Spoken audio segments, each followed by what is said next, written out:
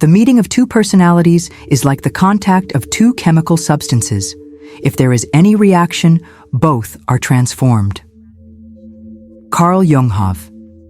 You ever wondered why certain profound truths about men and women are systematically ignored, silenced, or dismissed as offensive? Why, despite everything psychology, history, and personal experience have revealed, we stubbornly insist that men and women are fundamentally identical, not just in value, which they are, but in nature, motivation, and innermost desires? Carl Jung rejected this oversimplification. He understood that beneath our social masks, beyond the roles we play and the expectations we fulfill, there exist primordial psychological patterns, what he called archetypes, that profoundly shape how men and women perceive each other, desire each other, and consistently misunderstand each other. Among these archetypes, one of the most powerful yet misunderstood is the anima, the feminine image residing within the male psyche. While philosophers like Schopenhauer viewed women primarily through biological and instinctual lenses, Jung delved deeper. He recognized that what men believe about women and what women expect from men stems not from rational understanding, but from psychological projection. We don't fall in love with who someone truly is. We fall in love with what they reflect back to us from the depths of our own unconscious. This explains why countless relationships are built on fundamentally shaky foundations. A man doesn't see a woman clearly. He sees his anima, his inner, feminine image shaped by childhood experiences, cultural myths, personal dreams, and collective narratives. He falls not for a person, but for a symbol, and when reality eventually shatters the illusion, disillusionment inevitably follows. This projection isn't a mistake, but a natural mechanism of the psyche. The danger arises when we mistake our projections for the actual person. Modern society, Jung believed, actively encourages this confusion. We're conditioned to believe in soulmates, idealized love, and perfect compatibility, all of which distract us from the deeper truth that men and women carry within them unconscious energies that attract, repel, and collide with forces far beyond conscious control, the uncomfortable truth most never confront. People rarely fall in love with each other. They fall in love with their own projections, and when those projections fade, they feel betrayed, not because the other person changed, but because the illusion died. Jung's view of femininity wasn't reductive or demeaning. He saw women not merely as biological creatures, but as embodiments of profound psychic power connected to nature, intuition, the moon, the body, and the mysteries of the unconscious. However, he warned that when men project their anima onto women, when they see women solely as healers, muses, or redeemers, they rob women of their complete humanity while remaining trapped in psychological immaturity themselves. The man who worships the feminine without integrating it within himself remains eternally boyish. He seeks emotional rescue, avoids responsibility, romanticizes instead of relating authentically, and the woman caught in that projection carries a burden she never asked for, being someone's fantasy rather than her complete self. This, Jung believed, constitutes one of the fundamental sources of relational suffering, not hatred, not inequality, but unconscious projection and confusion. So what happens when these fantasies begin to crack?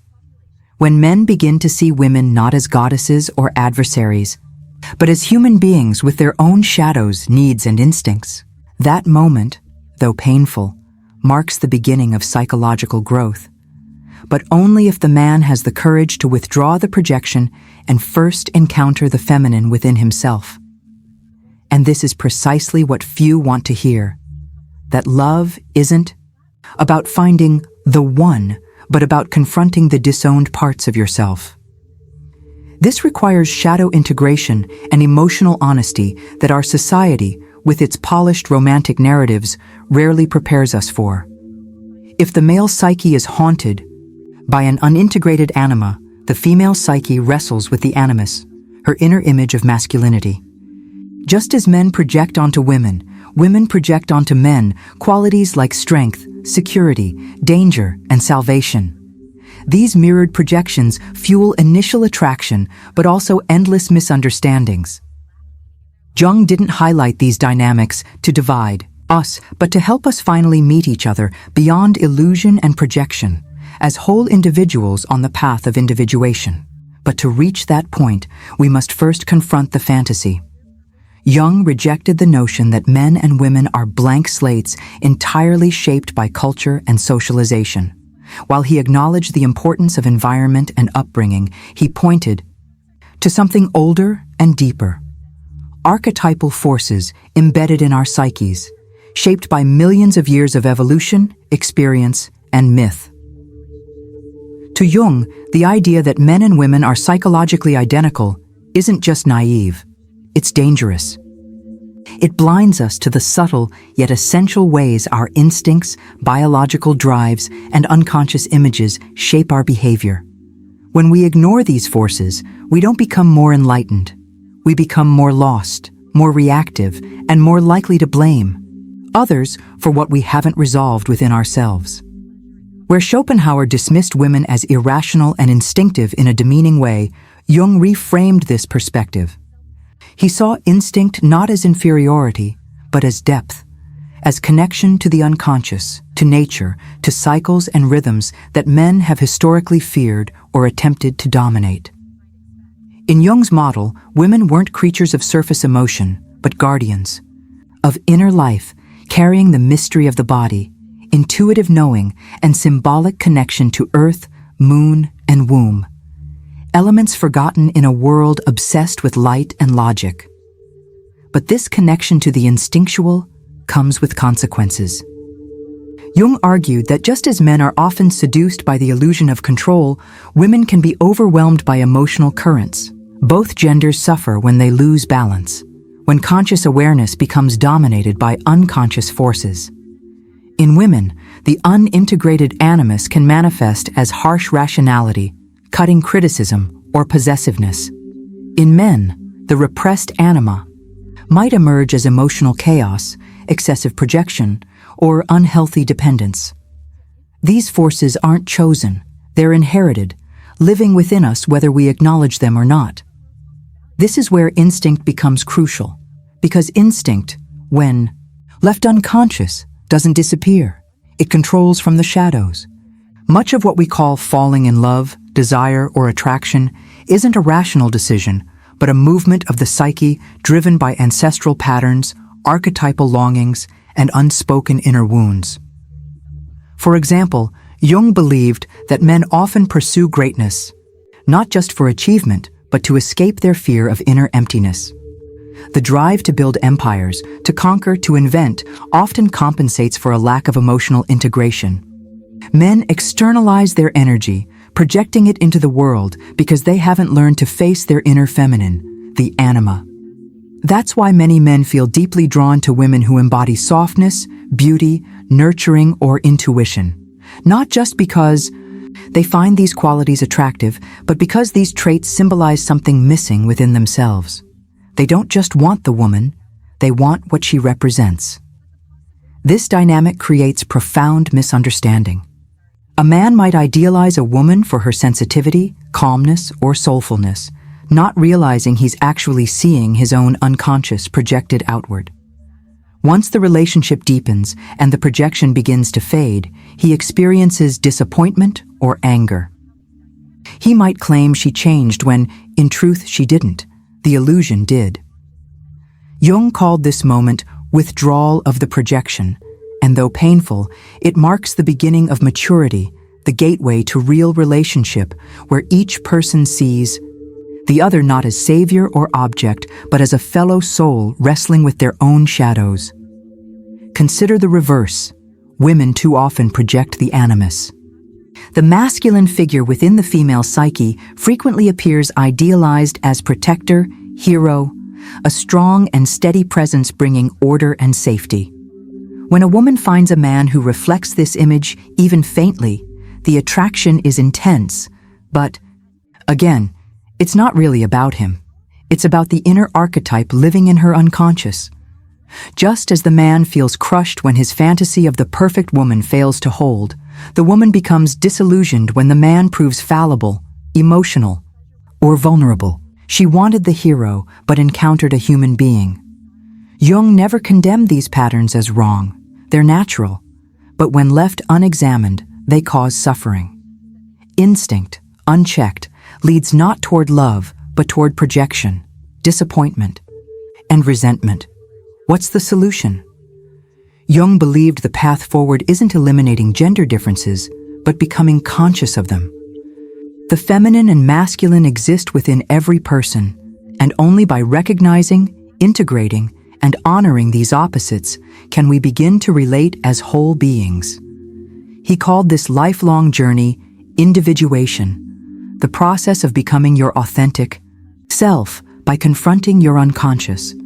It means owning your shadow, reclaiming your projections, and no longer demanding that the opposite sex carry your wounds, fulfill your unmet needs, or complete you. Most people, Jung believed, never progress this far. They remain trapped in cycles of instinct and fantasy, forever blaming others for their inner conflicts. But those who do the necessary work, who dare to explore their own psyche, begin to see relationships not as salvation, but as mirrors, not as battlefields, but as paths to wholeness. Jung believed that what most people call love isn't love at all, at least not as we imagine it.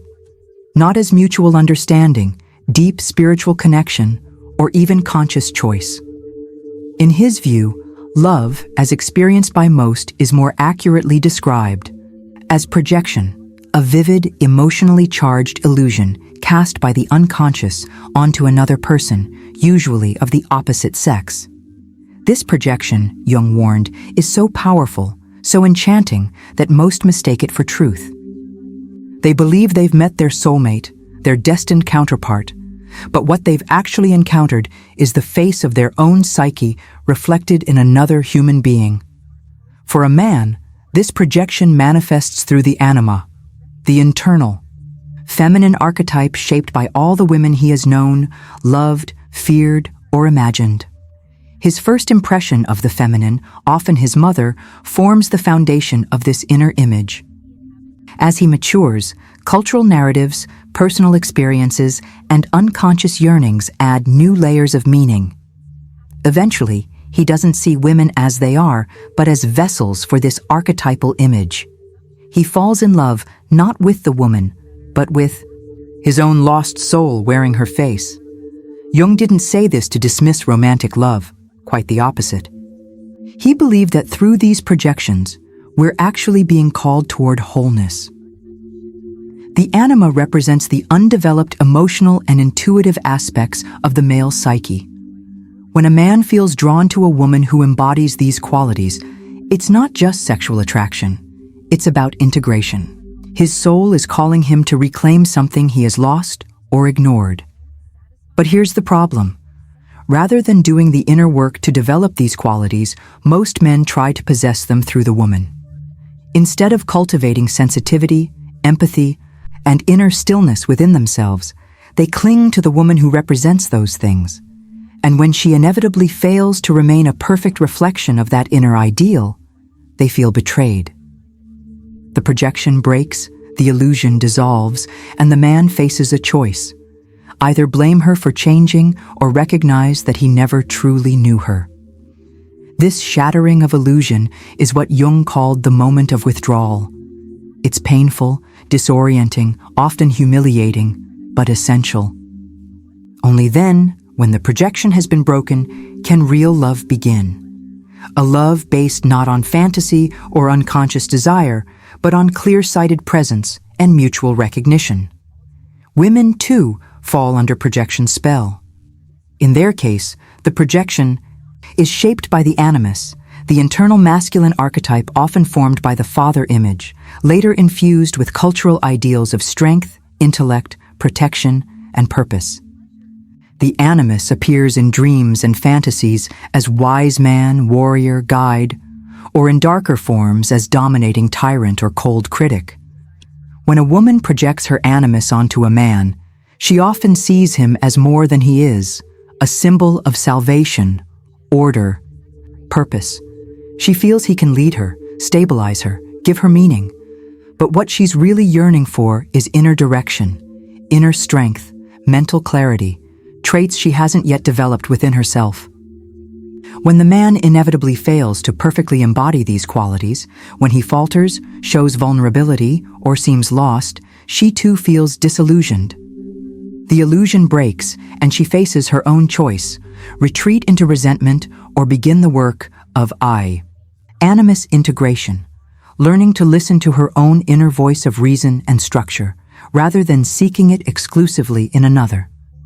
Jung described this entire dynamic as the tragedy of modern relationships, not because love is doomed, but because most never recognize what's happening. They aren't falling in love with each other, they're falling into each other's archetypes. And as long as those archetypes remain unconscious, the relationship is more performance than partnership. Jung wrote, "Where love rules, there is no will to power, and where power predominates, love is lacking." But what happens when love is power? When the unconscious uses attraction to manipulate, dominate, or fulfill unmet childhood needs. Then passion becomes a battlefield. Relationships become power struggles disguised as devotion. We chase what we lack, control what we fear, and use each other to avoid meeting ourselves. This is where Jung's concept of the shadow becomes essential. The shadow is everything we repress, deny, or disown within ourselves. In intimate relationships, it doesn't disappear. It gets projected onto the other. The controlling man who accuses his partner of manipulation, the anxious woman who sees her partner as emotionally unavailable, often what we most despise in others, secretly resides within us. Love then becomes not just an opportunity for happiness, but for healing. If we're brave enough to examine our projections, reclaim our shadows, withdraw the anima and animus, and see the other as they truly are. This begins the challenging path toward genuine intimacy, not fantasy, not possession, but presence. Jung knew few willingly undertake this work. It requires self-confrontation, humility, and abandoning comforting illusions. But for those who can meet the other not as rescuer or project, but as a complete person walking their own path, love transforms. It becomes not a vessel for validation, but for transformation. It becomes sacred. Jung never promised comfort. His psychology wasn't designed to soothe egos or reinforce cultural myths, but to liberate the soul, to guide us through our inner darkness toward self-knowledge. Regarding relationships between men and women, he offered no easy solutions, no utopian harmony. What he offered was truth, and truth is never simple. The brutal reality few want to acknowledge. Most of what we call love is merely reflection. Most of what we desire in others represents something missing in ourselves. Most heartbreak comes not from others' actions, but from the collapse of our own illusions.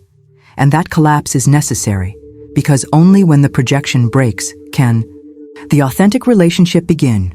Jung didn't advocate sameness between sexes.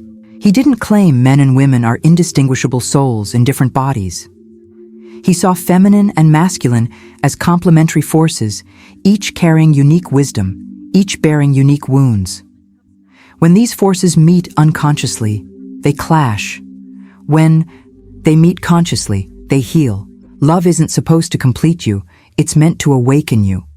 If you see something divine in another, ask yourself, is that divinity also buried within me?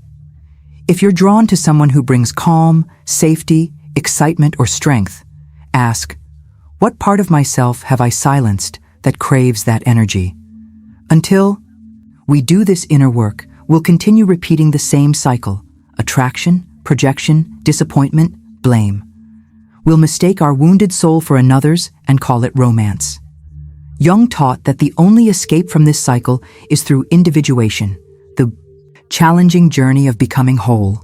That means meeting your anima, integrating your animus, confronting your shadow, reclaiming your projections, and standing not as half a person seeking completion, but as a complete being willing to meet another, not to save or be saved, but to share the path. That isn't sentimental love.